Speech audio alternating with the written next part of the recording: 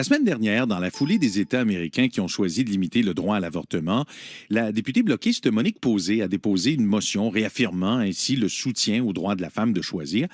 Alors là, ce qui s'est produit, c'est que tous les députés se sont levés à la Chambre des communes, à l'exception d'une seule formation politique, le Parti conservateur. Pourquoi? Bon, Jérôme Lévesque-Boucher a interrogé le député conservateur de Montmagny, Lillet, Kamouraska, Rivière-du-Loup, Bernard Généreux, à ce sujet-là. On retrouve Jérôme, bonjour. Rebonjour. Alors, on s'en rappelle, l'affaire a fait grand bruit. Comment le député explique que ses collègues aient choisi de rester assis, finalement? Terrain glissant, diront certains, surtout au Québec où le droit à l'avortement est un droit cher aux yeux des citoyennes et citoyens. Et vous l'avez bien dit, les Québécois ont été majoritairement choqués d'apprendre que l'Alabama, notamment, ait décidé de limiter le droit à l'avortement. Plusieurs personnes croyaient que le momentum y était pour que la Chambre des communes lance unanimement un message clair. Or, selon Bernard Généreux, ce n'est pas si simple et je le laisse vous expliquer pourquoi. Nous, le dossier de l'avortement est réglé. Est réglé dans le sens, parce qu'évidemment, leur objectif était de nous faire mal paraître. Vous savez que notre chef est pro-vie. On a des gens qui sont pro-vie dans le parti, particulièrement dans l'Ouest canadien. On respecte ces gens-là. On respecte ils nous respectent aussi en tant que pro-choix, dont je suis évidemment, et nous, on les respecte. Ils ont le droit d'exprimer leur opposition à ce genre de choses-là et on les respecte. Alors, la différence entre les conservateurs et les bloquistes ou les libéraux, c'est qu'on respecte les gens qui sont dans notre propre parti. On respecte la différence des opinions. Et en respectant la différence des opinions, ça veut dire que quand il arrive une proposition comme celle-là, on respecte l'ensemble des gens qui sont dans notre parti. Alors, Jérôme, si on comprend bien, là, c'est donc pour éviter de fanfaronner sur une question plutôt délicate que Bernard Généreux explique cette abstention?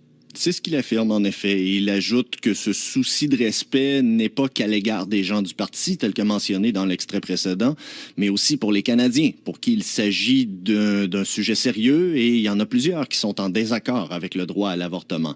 Pour ainsi dire, c'est assez sensible comme question, selon Bernard Généreux, pour éviter d'applaudir. Et vous l'avez entendu, le député lui-même l'a admis, le chef, Andrew Scheer, est pro-vie et il ne s'en cache pas. Et là-dessus, il tenait à apporter une nuance importante que je vous laisse entendre. Notre chef, malgré qu'il soit pourvu, puis il s'en cache pas, ça a été clair dès le départ, tout le monde est au courant de ça. Il a très clairement dit, à plusieurs reprises maintenant, depuis qu'il est élu chef du Parti conservateur, qu'il ne réouvrirait pas le débat sur l'avortement. Je ne sais pas comment il va falloir qu'on le dise autrement, là, mais c'est clair, net et précis que pour nous, c'est un enjeu qui est clos, terminé. On passe à un autre appel. On n'a pas besoin de reparler de ça d'aucune façon, aucune façon. C'est un dossier qui est réglé.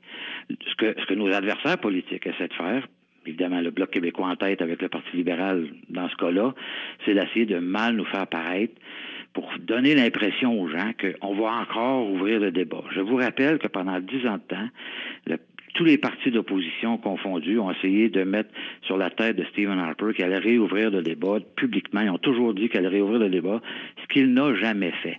Et malgré tout, Jérôme, les adversaires de Bernard Généreux, parce que la campagne électorale, on se demande si elle n'est pas commencée. Déjà lancée. Oui, déjà lancée, en profite pour souligner le sujet à grands traits.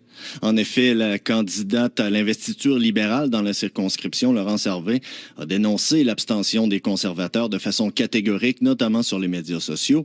Très bien de répondre Bernard Généreux, qui répond que c'est le droit de Mme Harvey d'essayer d'en profiter, mais le député rappelle que les documents constitutifs du Parti conservateur, précisément au point 70, dit, et je cite, qu'un gouvernement conservateur ne soutiendra pas de loi visant à régir l'avortement, fin de la citation. Mais M. Généreux dit ne pas être dupe et il comprend que l'occasion est belle pour les autres partis. Je vous laisse l'entendre à nouveau. Je me sens pas plus intelligent parce que je suis pro-choix par rapport à quelqu'un qui est pro-vie. Je veux dire, chacun sa façon de penser. Puis, sauf qu'à l'intérieur du Parti conservateur, la majorité des gens qui composent le Parti conservateur sont pro-choix et ils veulent que ça continue comme ça et qu'on continue à ne pas réouvrir l'avortement. Le dossier de l'avortement, c'est un enjeu qui est réglé depuis 30 ans au Canada. Et encore une fois, on nous targue et on essaie de nous faire dire et de faire penser des choses. Les partis d'opposition font leur rôle, ils jouent leur rôle. C'est ça le jeu de la politique. Que voulez-vous que je vous dise? Voilà, Éric, à nos auditeurs de trancher sur cette question plutôt sensible. Merci, Jérôme. Passez une belle journée. Vous aussi. Au revoir, 7h51 minutes.